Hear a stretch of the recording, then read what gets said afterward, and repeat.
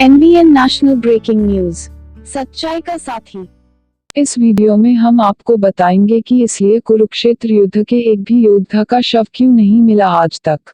इस वीडियो को आखिर तक देखें और हमारा चैनल सब्सक्राइब करें। तो इसलिए जानिए। विषबाण। महाभारत के युद्ध में बहुत से शूरवीरों ने अपने प्राणों की आहुति दी थी। यह एक ऐसा युद्ध था जिसने कुरुक्षेत्र की धरती को रक्त रंजित कर दिया था।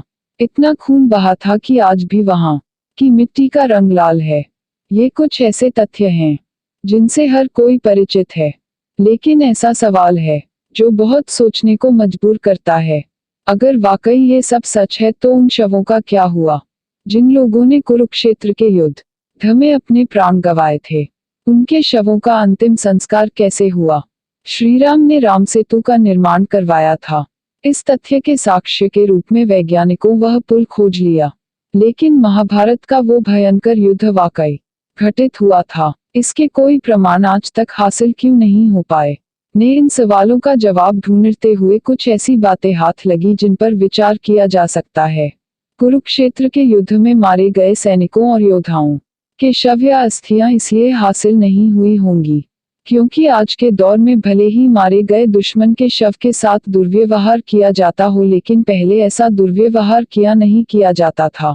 महाभारत का युद्ध दिन ढलते ही रोक दिया जाता था, तो जिन लोगों के शव भूमि पर होते थे उनका अंतिम संस्कार किया जाता होगा या फिर उनके शवों को उनके परिवार को सौंप दिया जाता होगा।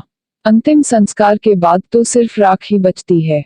अमल नंदन, जिन्होंने कुरुक्षेत्र के पौराणिक इतिहास विस्तृत अध्ययन किया है, उनका कहना है कि उत्तरायण के दिन जब भीष्म पितामह ने अपनी अंतिम सांस ली थी, उस दिन युद्ध समाप्त होने के बाद कुरुक्षेत्र की भूमि को जला दिया गया था।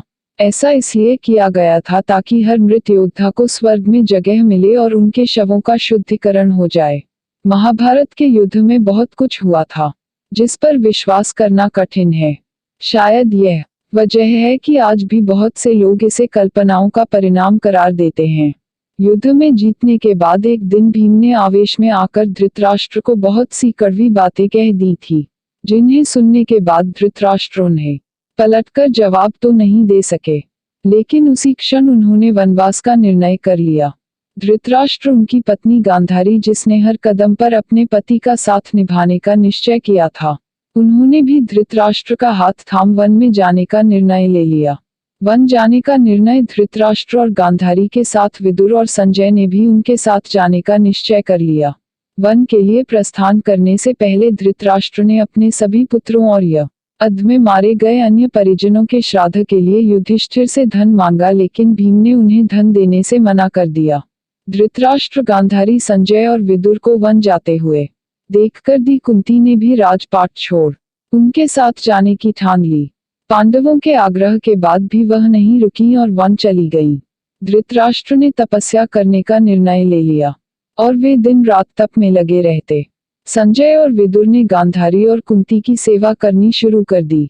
करीब 1 वर्ष बाद युधिष्ठिर ने अपने प्रियजनों से मिलने के लिए वन जाने की ठानी और उनके साथ हस्तिनापुर के निवासी और अन्य सभी पांडवों समेत द्रौपदी भी वन की ओर चल पड़ी। धृतराष्ट्र, गांधारी, कुंती अपने परिवार को देखकर बहुत खुश हुए, लेकिन आश्रम में इतने सारे लोगों को देखकर विदुर वापस लौट गए। युधिष्ठिर उनसे मिलने गए, लेकिन रास्ते में ही विदुर के प्राण निकलकर युधिष्ठिर के शरीर में प्रविष्ट हो गए।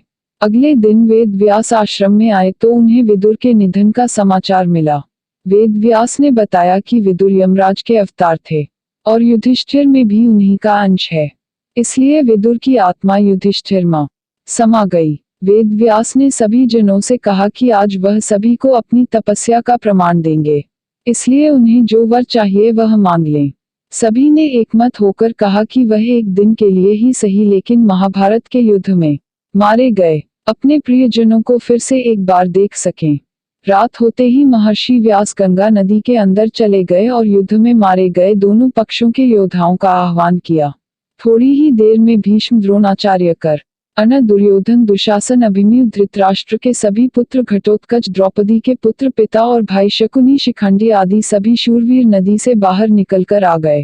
पहली बार इनमें से किसी के भी मन में अहंकार, ईर्ष्या या क्रोध नहीं था। वेदव्यास ने धृतराष्ट्र व गांधारी को भी अपने दिव्य नेत्र प्रदान किए ताकि वह भी अपने परिजनों को देख सकें। यह वीडियो आपको कैसा लगा कमेंट्स करें। अगर अच्छा लगा तो वीडियो को लाइक शेयर और हमारा चैनल सब्सक्राइब करके घंटी जरूर दबाएं क्योंकि हम आपके लिए ऐसी ही अच्छी वीडियो लेके आते हैं। प्लीज आप अपने स्क्रीन पर दिखाए गए NBN वाले सर्कल पर क्लिक करके हमारा चैनल सब्सक्राइब करें।